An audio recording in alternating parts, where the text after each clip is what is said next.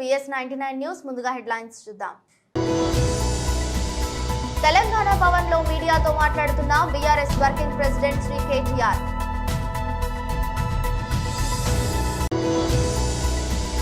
గ్రామ ప్రజలతో సమావేశాన్ని ఏర్పాటు చేసి ప్రజాపాలన కార్యక్రమంపై అవగాహన. డిచ్పల్లి మండలంలోని దూసుగాం గ్రామంలో చెరువు కట్టపైన శ్రీ వీరాంజనేయ స్వామి మందిరాన్ని నిర్మించిన ఆయన విగ్రహం ఏర్పాటు. పెన్షన్ మొత్తాన్ని దశల వారీగా పెంచుకుంటూ వెళ్లి 3,000 రూపాయలు చేస్తామని పాదయాత్రలో ఆనాడే జగన్ చెప్పారు. తెలంగాణ భవన్ లో మీడియాతో మాట్లాడుతున్న BRS working president Shri KTR. ఈరోజు దాదాపుగా అవే అంశాలు మళ్ళీ ఒకసారి పార్లమెంటు నియోజకవర్గాల సమీక్షా సమావేశాలు ఈరోజు ఆదిలాబాద్ పార్లమెంట్ నుంచి ప్రారంభిస్తే దాదాపుగా అదే అంశాలు మళ్ళీ మా పార్టీ నాయకులు కార్యకర్తలు సుదీర్ఘంగా జరిగిన ఈ సమావేశంలో వారు మళ్ళీ ఒకసారి తమ అభిప్రాయాలను నిక్కచ్చిగా కుండబద్దలు కొట్టినట్టుగా నిర్మోహమాటంగా మా అందరి దృష్టికి తీసుకొని రావడం జరిగింది.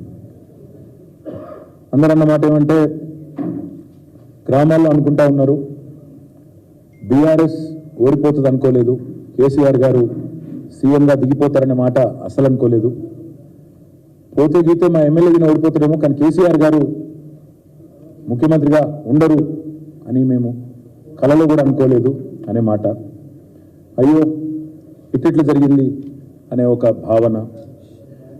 దాంతోపాటు ప్రతి గ్రామంలో జరుగుతున్న చర్చ, ఈరోజు రాష్ట్రంలోని ప్రతి గ్రామంలో ప్రతి పట్టణంలో జరుగుతున్న చర్చని మా దృష్టికి మళ్ళీ ఒక్కసారి మా నాయకులు ఇవాళ ఆదిలాబాద్ నియోజకవర్గం నుంచి పార్లమెంట్ నియోజకవర్గం నుంచి వచ్చిన నాయకులు చాలా విషయాలు చెప్పారు.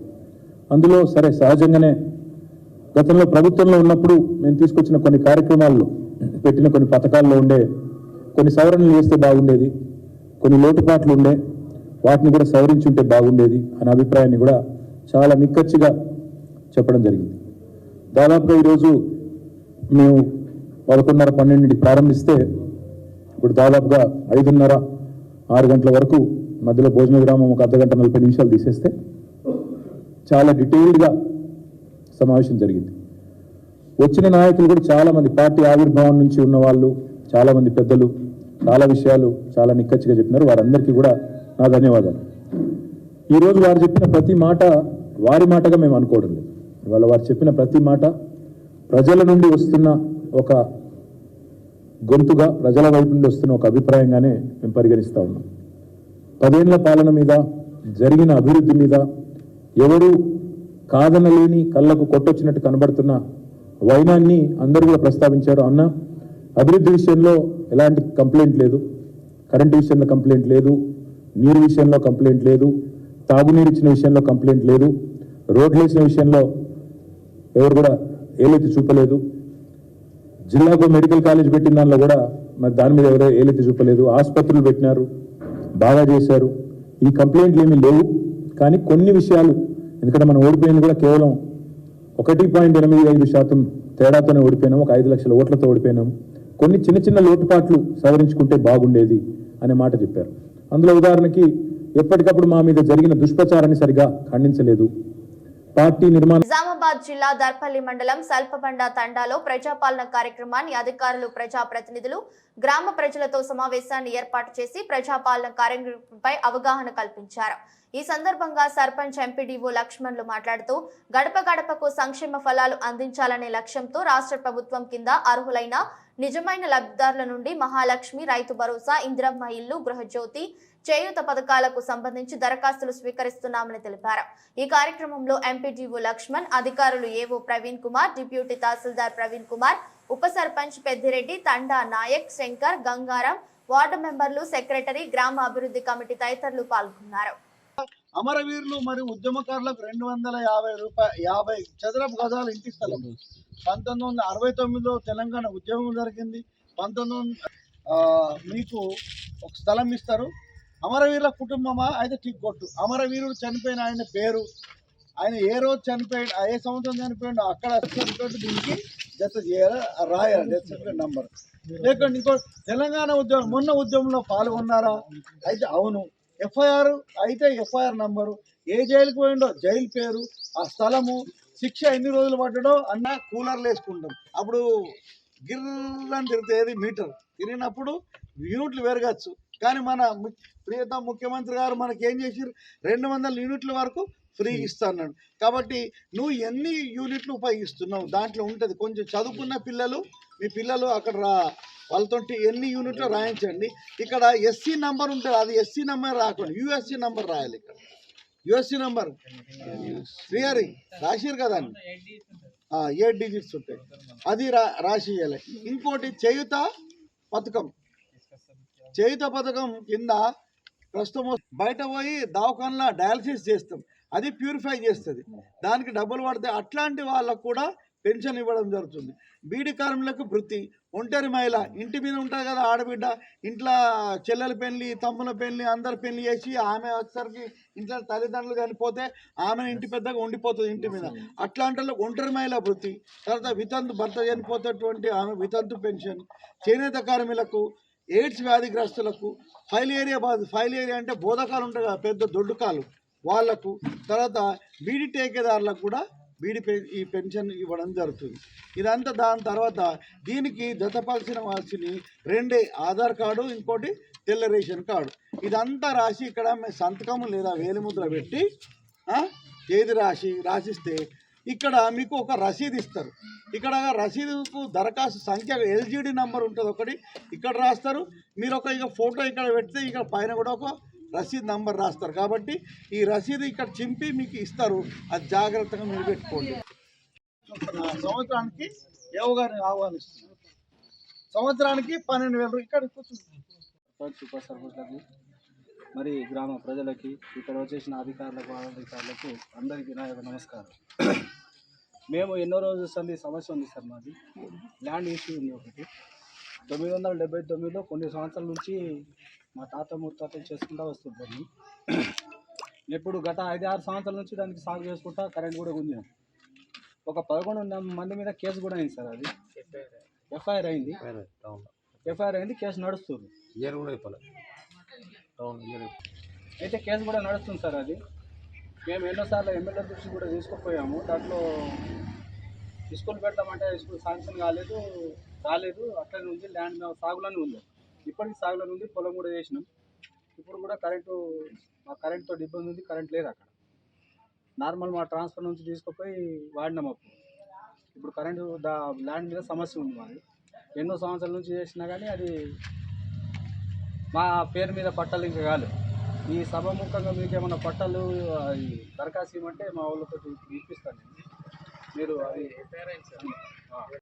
ఉండాలా అంటే మీరు ఏ గుంటలో ఏ పంట వేస్తున్నా అనేది కూడా కరెక్ట్ రాయించుకోవాలి. మీరు విన్నారా, మక్కేసిరు మక్క, వరేసిరు వరి, పక్కగా ఉంటే రేపు మీరు మళ్ళీ నేను కౌంటర్లో అన్నది ఆన్లైన్లో లేదు అనే విధానం తెచ్చుకోవద్దు.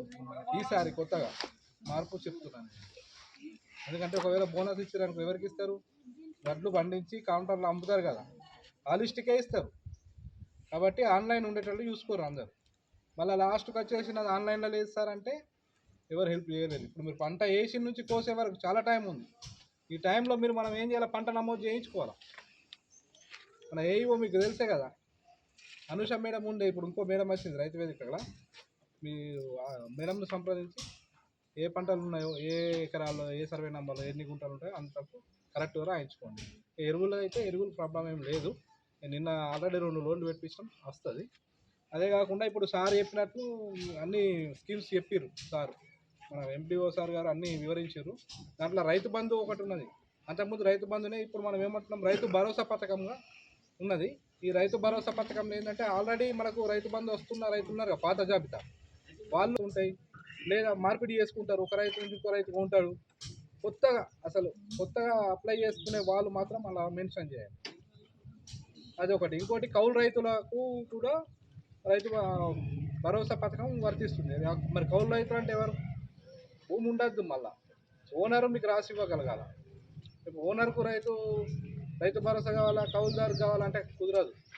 ఓనర్ ఖచ్చితంగా మీకు కౌలునామా ఉండాలా, కౌలుకి ఇవ్వాలా, ఓనర్ అంగీకరించి సంతకం పెట్టాలా, ప్లస్ ఓటీపీస్. ఇప్పుడు మీరు కౌలు పత్రం తీసుకొని అడ్లు అమ్ముకుంటారు. ఓటీపీ వస్తుంది ఓనర్కి, ఓటీపీ చెప్పగలగాలి. అట్లా ఉంటుంది అన్నట్టు.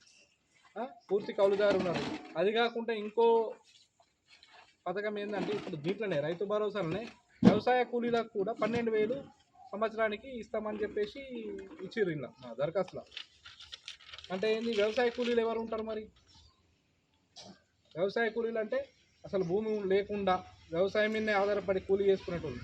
ఇప్పుడు మనకు ఎక్కడి నుంచో బీహార్ వాళ్ళు అక్కడి నుంచి వస్తారు లేబర్స్. అట్లానే మన ఊళ్ళో భూమి లేకుండా ఉండి వ్యవసాయం మీద ఆధారపడిన రైతులు ఎవరైతే ఉంటారో వాళ్ళని వ్యవసాయ కూలీలుగా, అదే కూలి పని చేసుకునేటోళ్ళకు వాళ్ళకు ఏదైతే మనకు ఉపాధి హామీ పథకంలో ఒకటి కార్డు ఉంటుంది. ఉపాధి హామీ కార్డు ఇలా ఫిల్ చేసి ఆ కార్డు నెంబర్ నింపి వ్యవసాయ కూలి అన్ని టిక్ చేయాలి. అయితే వాళ్ళకు ఎకరానికి సంవత్సరానికి 12,000 చొప్పున రైతు భరోసా పథకం వర్తిస్తుంది. నిజామాబాద్ జిల్లా డిచ్పల్లి మండలంలోని దూసుగాం గ్రామంలో చెరువు కట్ట పైన శ్రీ వీరాంజనేయ స్వామి మందిరాన్ని నిర్మించి ఆయన విగ్రహం ఏర్పాటు చేశారు. 3 రోజుల విగ్రహ ప్రతిష్ఠ కార్యక్రమం కన్నుల పండుగగా జరిగింది. ఈ కార్యక్రమానికి రూరల్ ఎమ్మెల్యే భూపత్ రెడ్డి పాల్గొని ప్రత్యేక పూజలు చేశారు. ఈ సందర్భంగా మాట్లాడుతూ కట్టపైన ఆంజనేయ స్వామి విగ్రహం ఏర్పాటు చేయడం చుట్టుపక్కల గ్రామాలకు శుభసూచకమని ఆయన తెలిపారు. ఆంజనేయ స్వామి కృప వల్ల పాడి పంటలు ప్రజలు సుభిక్షంగా ఉండాలని ఆకాంక్షించారు. ఆధ్యాత్మిక చింతనతోనే మనసుకు ప్రశాంతత లభిస్తుందని ప్రతి ఒక్కరూ ఆధ్యాత్మిక కార్యక్రమంలో పాలు పంచుకోవాలని ఆయన కోరారు. ఈ కార్యక్రమంలో దూస్గాం గ్రామ అభివృద్ధి కమిటీ, నక్కలగుట్ట తండా, నడిమి తండా, గొల్లమట్ట తండా అభివృద్ధి committee, Dubai Kuwait Khattar committee సభ్యులు, గ్రామ సర్పంచ్ శివారెడ్డి తదితరులు పాల్గొన్నారు. మన విగ్రహ ప్రతిష్టాపన సందర్భంగా ఈ గ్రామానికి వచ్చి మరి ఇక్కడ యజ్ఞంలో పాల్పంచుకొని ఆ దేవుని యొక్క దర్శనం చేసుకునే భాగ్యం కలిగించినందుకు మరి దూస్గామ గ్రామ పెద్దలకు, సర్పంచ్ గారికి, దేవిసింగ్ గారికి, రమేష్ గారికి, మరి నాతో పాటు వచ్చినటువంటి కాంగ్రెస్ పెద్దలందరికీ పేరు పేరున తాండా పెద్దలకు నమస్కారం తెలియజేస్తూ, మీరు చాలా మంచి చక్కటి కార్యక్రమము చేశారు. ఇక్కడ ఎన్నో వందల సంవత్సరాల నుండి ఉన్నటువంటి ఆంజనేయ స్వామి విగ్రహాన్ని దానికి ఒక గుడి రూపంలో ఇలా కట్టుకొని అందరూ కలిసికట్టుగా చేయడం అనేది చాలా సంతోషకరం. తప్పకుండా ఈ గుడికి వాటర్ సప్లై కానీ ఎలక్ట్రిసిటీ సప్లై కూడా మేము ప్రభుత్వం తరఫున చేపిస్తామని చెప్పి ఈ సందర్భంగా తెలియజేస్తూ, మరి ఇక్కడ చెరువు కట్టకు ఆంజనేయ స్వామి గుడి ఉండడం అంటే చాలా మంచి శుభసూచకం మీ గ్రామానికి. కానీ సో మీ అందరు కూడా ఆ దేవుని దయతో ఇక్కడ తాండావాసులే కాదు, మన దూస్గాం గ్రామ ప్రజలందరూ కూడా ఆయుష్ ఆరోగ్యాలు, సుఖశాంతులు, సుఖ సంపదలు అన్ని కలగాల, పాడి పంటలు మీ పిల్లలు కూడా అందరూ ఉన్నత స్థాయిలో ఎదగాలని ఆ దేవుణ్ణి ప్రార్థిస్తూ మీకు అందరు కూడా శుభం కలగాలని కోరుకుంటూ, ఇంత చక్కటి కార్యక్రమాన్ని నన్ను ఆహ్వానించి మరి ఇక్కడ సన్మానం చేసి సత్కరించి నన్ను ఆదరించినందుకు మీ గ్రామ పెద్దలందరూ కూడా మరొకసారి ధన్యవాదాలు, నమస్కారాలు తెలియజేసుకుంటూ, తప్పకుండా మళ్ళీ కలుద్దాం.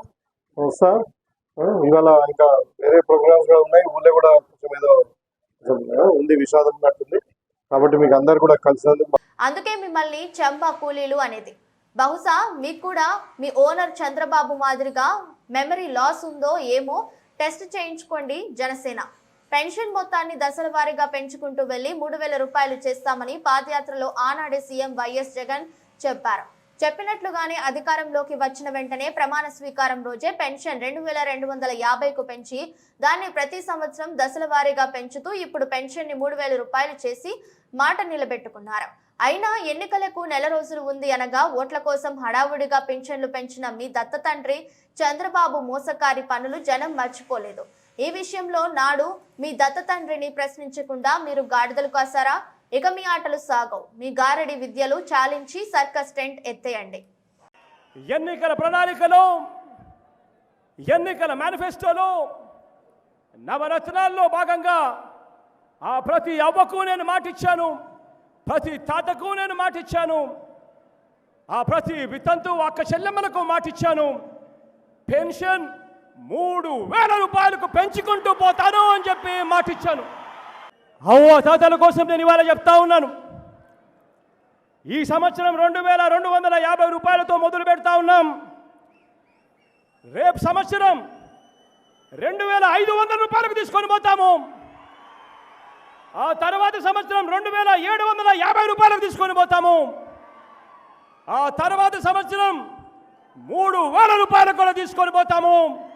ఆ అవ్వ తాతలకు ఇచ్చిన మాటను ఈ సందర్భంగా నెరవేర్చబోతా ఉన్నాము అని చెప్పి ఆ అవ్వ తాతలు ఆశీస్సులు కోరుతూ మీ మనవడిగా ఇవాళ 2 చేతులు జోడించి పేరు పేరున ఆశీస్సులు ఇవ్వమని చెప్పి కోరుతా ఉన్నాను ప్రతి అవ్వను ప్రతి తాతను.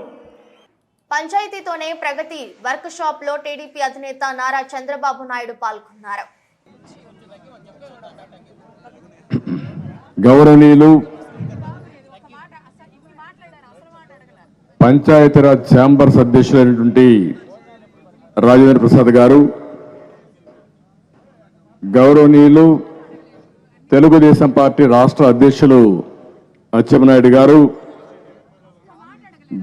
గౌరవనీయురాలు శ్రీమతి వానంపల్లి లక్ష్మి ముత్యాలరావు గారు, state president AP sarpanch association, అదే మరిగా పుసులూరి నరేంద్ర గారు, honourable president Telangana Panchayati Raj chambers, అదే మరిగా గౌరవనీయురాలు శ్రీదేవి గారు, Birru Pratap Reddy state general secretary Panchayati Raj chambers, Pagadala Ramesh గారు ప్రకాశం జిల్లా general secretary AP sarpanch association, ఇప్పుడే చింతకాయల ముత్యాలు ఆయన చేసిన తప్పు పంచాయతీలకు అధికారాలు ఇవ్వాలి, మా అధికారాలు కాపాడమని గట్టిగా మాట్లాడాడు. అంటే ఆయన ఇక్కడ మాట్లాడుతూనే ఉన్నాడు, వేదికపైనే ఉన్నాడు. సస్పెన్షన్ కూడా ఆటోమేటిక్గా వచ్చేసింది వైఎస్ఆర్ కాంగ్రెస్ పార్టీ నుంచి. అంటే సమస్య అడిగితే సమస్య పరిష్కారం చేయలేరు కానీ ఆ సమస్య అడిగిన వాళ్ళపైన ఉక్కుపాదం పెట్టి భయభ్రాంతులు చేస్తున్నారంటే సర్పంచులందరూ గుర్తుపెట్టుకోవాలి. ఎవరైనా రోషం ఉండే సర్పంచి ఆ పార్టీలో ఉంటారా లేదా మీరే నిర్ణయించుకోవాల్సిందిగా మిమ్మల్ని అందరినీ కోరుతున్నా. ఎందుకు ఆ మాట అంటున్నానంటే మనమేం బానిసలం కాదు, ప్రజాస్వామ్యంలో ఉన్నాం. ఇక్కడే 3 మహనీయులు, మహాత్మా గాంధీ స్వాతంత్రం కోసం పోరాడిన వ్యక్తి, బ్రిటిష్ వాళ్ళ దగ్గర నుంచి విముక్తి సాధించి స్వాతంత్రం నా జన్మ హక్కుని పోరాడి ఈరోజు స్వాతంత్రం కోసం త్యాగం చేసిన వ్యక్తి. స్వతంత్రం వచ్చిన తర్వాత మనకు ఒక రాజ్యాంగం ఉండాలి, ఆ రాజ్యాంగం ఎట్టుండాలో నిర్దిష్టంగా రాసినటువంటి వ్యక్తి అంబేద్కర్ గారు. ఆయన రాసిన రాజ్యాంగమే మనం ఫాలో అవుతున్నాం. ఇక్కడుండే సర్పంచులకు అధికారం ఉన్నా, ఎమ్మెల్యేలుగా మాకు అధికారం ఉన్నా, ముఖ్యమంత్రిగా ముఖ్యమంత్రికి అధికారం ఉన్నా, ప్రధానమంత్రి కానీ ప్రెసిడెంట్ ఆఫ్ ఇండియా కానీ అధికారాలు ఎవరెవరికి ఉండాలో ఏమేమి ఇవ్వాలని ఇచ్చింది భారత రాజ్యాంగం. ఆ రాజ్యాంగం రాసింది అంబేద్కర్ గారు. 3వ వ్యక్తిని తెలుగు వారి ముద్దుబిడ్డ, తెలుగు జాతి గుండెల్లో శాశ్వతంగా ఉండే యుగ పురుషుడు నందమూరి తారక రామారావు గారు. తెలుగువారి ఆత్మ గౌరవాన్ని ప్రపంచం మొత్తం చాటి చెప్పారు. అలాంటి వ్యక్తుల స్ఫూర్తిగా కెప్టెన్ వేదికగా దక్షిణాఫ్రికా వర్సెస్ ఇండియా మధ్య జరుగుతున్న 2వ టెస్ట్ తొలి ఇన్నింగ్స్ లో 6 వికెట్లతో సంచలనం సృష్టించిన పేసర్ మహమ్మద్ సిరాజ్ అరుదైన రికార్డును సృష్టించాడు. లంచ్ విరామానికి ముందు 5 వికెట్లు తీసిన మొట్టమొదటి భారతీయ పేసర్ గా నిలిచాడు. 92 ఏళ్ల ఇండియన్ టెస్ట్ క్రికెట్ హిస్టరీలో ఒక పేసర్ లంచ్ బ్రేక్ కు ముందు 5 వికెట్లు పడగొట్టడం ఇదే తొలిసారి. అయితే సిరాజ్ కు ముందు ఎడమ చేతి వాటం స్పిన్నర్ మనీందర్ సింగ్ మాత్రమే ఈ రికార్డును సాధించాడు. 1986-87లో బెంగళూరు వేదికగా పాకిస్తాన్ పై టెస్టులో ఈ ఘనత సాధించాడు. దీంతో లంచ్ కు ముందు 5 వికెట్లు తీసిన పేసర్ గా సిరాజ్, స్పిన్నర్ గా మనీందర్ సింగ్ నిలిచారు. కాగా బుధవారం దక్షిణాఫ్రికాతో టెస్ట్ మ్యాచ్ తో తొలి ఇన్నింగ్స్ లో Mohammed Siraj రెచ్చిపోయాడు. Face, స్పింగ్, seam బంతులతో south Africa బ్యాటర్లను బెంబేలెత్తించాడు.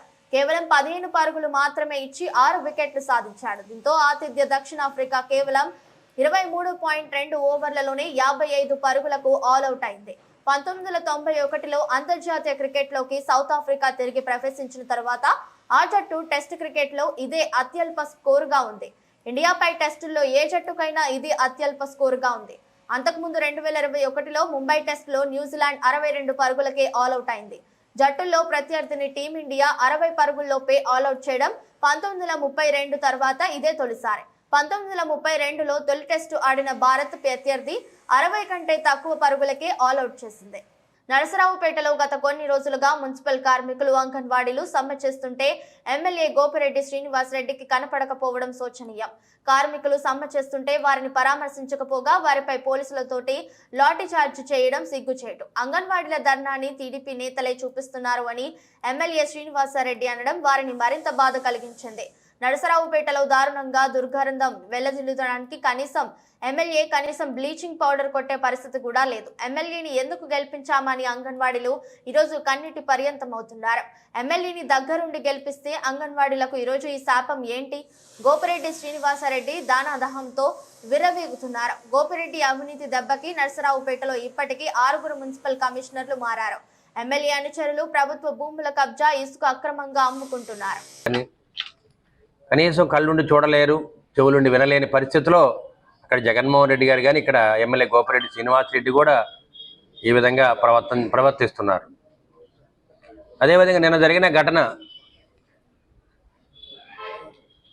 పారిశుద్ధ్య కార్మికులు అందరూ కూడా వారి న్యాయమైన కోరికల్ని తీర్చమని జగన్మోహన్ రెడ్డి గారిని కానీ ప్రభుత్వ అధికారులను కోరుతూ ఉన్నారు. ఇటువంటి కార్యక్రమంలో ఎమ్మెల్యే గోపిరెడ్డి శ్రీనివాసరెడ్డి మరి ఎక్కడైతే మున్సిపాలిటీ ఉందో, ఎక్కడైతే మున్సిపల్ ఎంప్లాయీస్ సమ్మె చేస్తున్నారో అదే రోడ్లో అక్కడున్న చెత్త కుండీలు మొత్తాన్ని మరి ట్రాక్టర్ల ద్వారా ఖాళీ చేయించడం, రోడ్లు ఊడవటం కానీ ఇవన్నీ చేస్తూ కనీసం మున్సిపల్ కార్మికులు కానీ పారిశుద్ధ్య కార్మికులను కూడా దగ్గరికి వెళ్ళి పరామర్శించిన దాఖలాలు లేవు.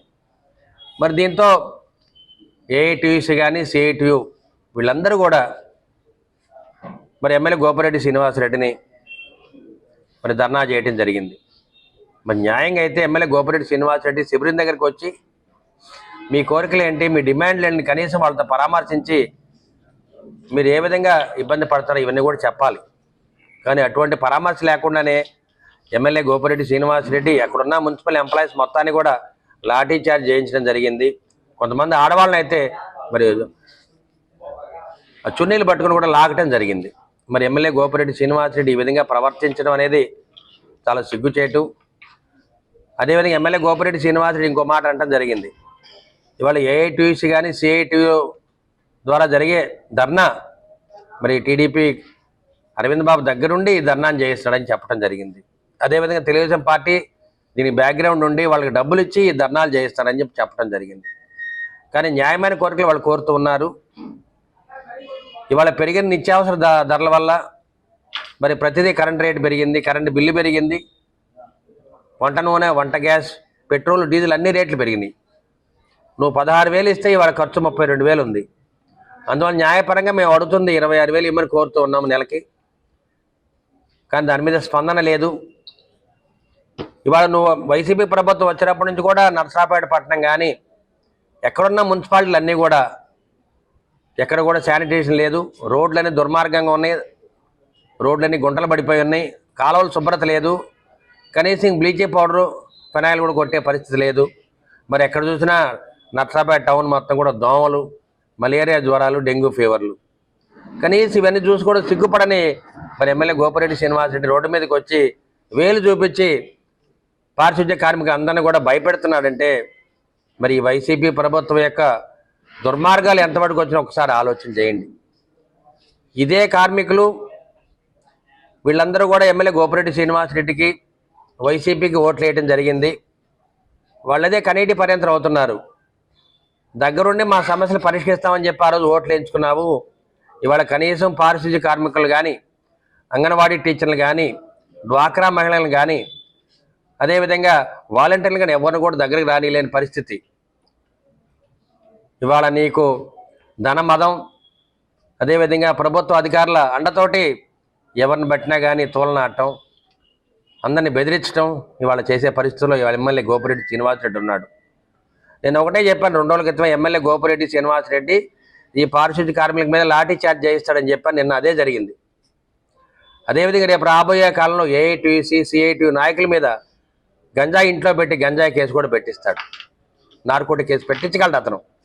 ఎందుకంటే తెలుగుదేశం పార్టీ కార్యకర్తల మీద కానీ నాయకుల మీద కానీ ఎంతోమంది ప్రజా సంఘాల నాయకుల మీద ఇదే విధంగా కేసులు పెట్టించిన ఘనత ఈ ఎమ్మెల్యే గోపిరెడ్డి శ్రీనివాసరెడ్డికి ఉందని మీడియా ముఖంగా తెలియజేస్తూ, గోపిరెడ్డి శ్రీనివాసరెడ్డి ధనదాహంతో మదమెక్కున్నావు, ప్రజలు నీకు సరైన రీతిలో బుద్ధి చెప్తారు. సత్తెనపల్లి నియోజకవర్గంలో రాష్ట్ర జలవనరుల శాఖ మంత్రులు అంబటి రాంబాబు ఆధ్వర్యంలో నిర్వహిస్తున్న ముగ్గుల పోటీలకు గ్రామ స్థాయిలో విశేష స్పందన లభిస్తుంది. మండల పరిధిలోని కంటేపూడి గ్రామంలో బుధవారం సాయంత్రం జరిగిన పోటీలకు 243 మంది మహిళలు హాజరయ్యారు. గ్రామంలోని సీసీ రోడ్లన్నీ రంగవల్లులతో నిండిపోయాయి. పల్లెలకు ముందుగానే సంక్రాంతి శోభ వచ్చినట్లయింది. మంత్రి అంబటి స్వయంగా ముగ్గులను పరిశీలించి ఇంత భారీ స్థాయిలో మహిళలు పాల్గొనడం స్ఫూర్తిదాయకమన్నారు. పాల్గొన్న ప్రతి ఒక్కరికి ప్రోత్సాహక బహుమతి మీ ఇంటికే వస్తుందన్నారు. గ్రామ స్థాయి విజేతలలో నుండి 5 మందిని మండల స్థాయికి ఎంపిక చేయడం జరుగుతుందని, ఈ నెల 12వ తేదీన మండల స్థాయి విజేతలతో సత్తెనపల్లి కేంద్రంలో భారీ స్థాయి ముగింపు వేడుకలు జరుగుతాయని, కార్యక్రమంలో రూరల్ మండలం నాయకులు, స్థానిక ప్రజా ప్రతినిధులు, వైఎస్ఆర్సీపీ అనుబంధ సంఘాల బాధ్యులు తదితరులు పాల్గొన్నారు.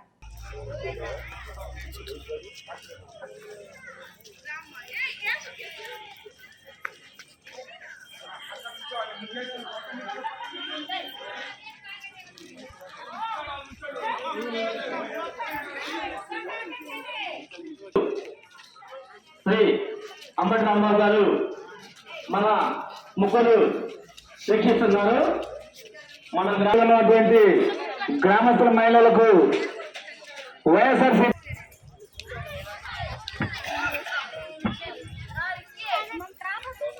ముగ్గు వేసినటువంటి ప్రతి ఒక్కరు కూడా మీకు విక్రయం జరుగుతుందండి. మొదటి బహుమతి గ్రామ స్థాయిలో 3,000 రూపాయలు, రెండవ బహుమతి 2,000 రూపాయలు, మూడవ బహుమతి 2 లక్షల రూపాయలు. దయచేసి ముగ్గు వేసినటువంటి ప్రతి ఒక్కరు కూడా ముగ్గుని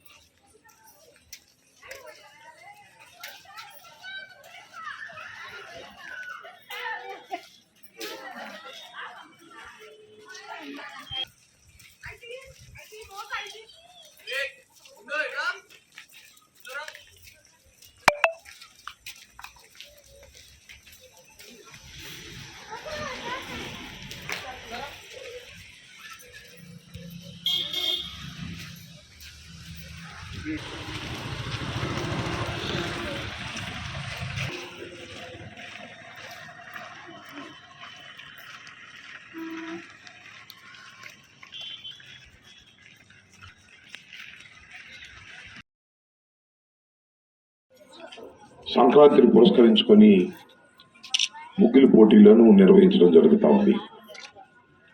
గత 5 సంవత్సరాలుగా ఇది 6వ సంవత్సరం.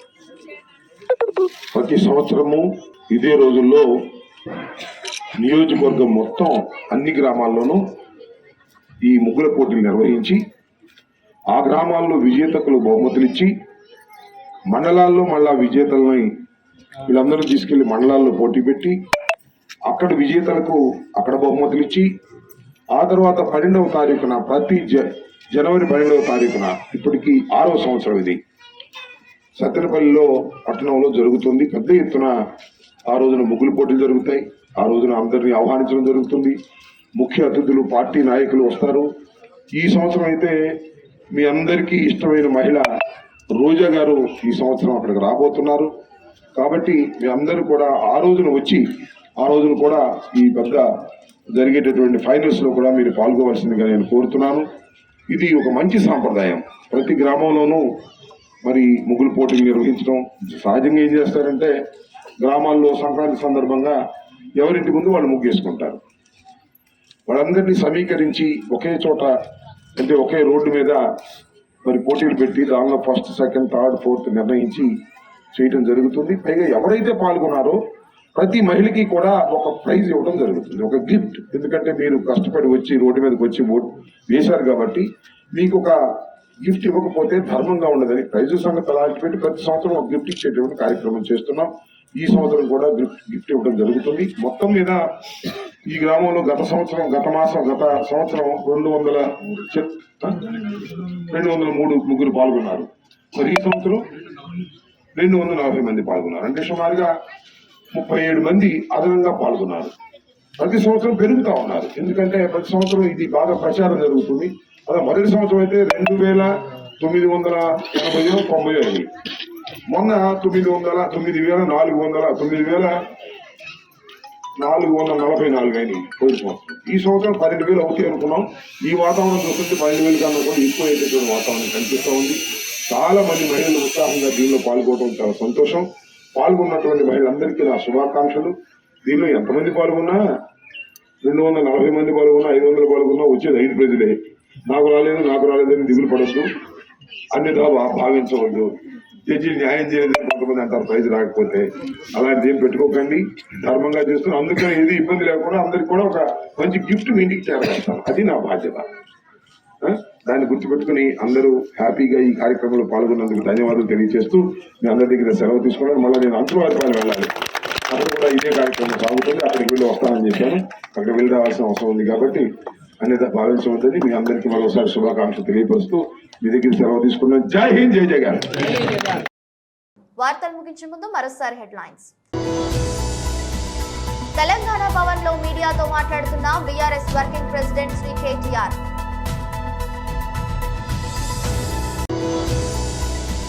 గ్రామ ప్రజలతో సమావేశాన్ని ఏర్పాటు చేసి ప్రజాపాలన కార్యక్రమంపై అవగాహన.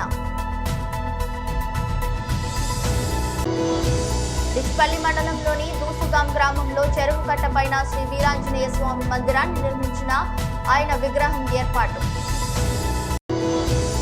పెన్షన్ మొత్తాన్ని దశల వారీగా పెంచుకుంటూ వెళ్లి 3,000 రూపాయలు చేస్తామని పాదయాత్రలో ఆనాడే జగన్ చెప్పారు. ఇది రోజు బులెటిన్. మరో బులెటిన్లో మళ్ళీ కలుద్దాం. అంతవరకు సెలవు. నమస్కారం.